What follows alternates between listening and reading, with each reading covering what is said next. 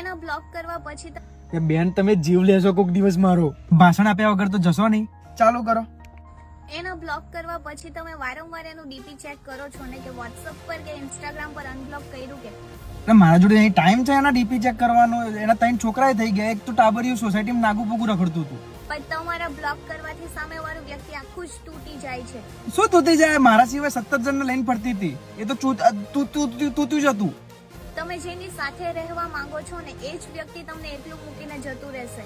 અરે પણ મારું ક્યાં સેટિંગ જ નહીં ચાલતું અત્યારે બેન. કોણ છોડીને જતું રહેશે મને? પછી તમારા રડવાથી કે મરવાથી એને કઈ જ ફરક નહીં પડશે. શું મેજિક છે આ બેનની વાતોમાં? સેટિંગ વગર જ બ્રેકઅપ નું દુઃખ થવા માંડ્યું. ને છેવટે એ વ્યક્તિ તમને કહી જ દેશે કે મારે હવે તમારી સાથે નથી રહેવું. પણ જે વ્યક્તિએ જવાનું મન બનાવી લીધું હશે ને એ કોઈ બી સંજોગે જતું જ રહેશે. એટલે બેન તમારું મગજ નીચે ક્યાંય પડી ગયું જોજો.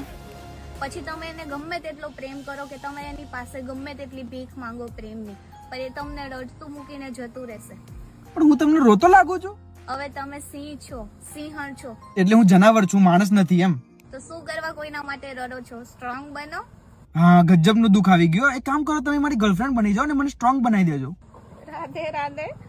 કૃષ્ણ કૃષ્ણ. અરે શરમાઈ ગયા. હવે આવશે ને તો તમારા પેલીના ટાંટિયા ભાગી નાખીશ.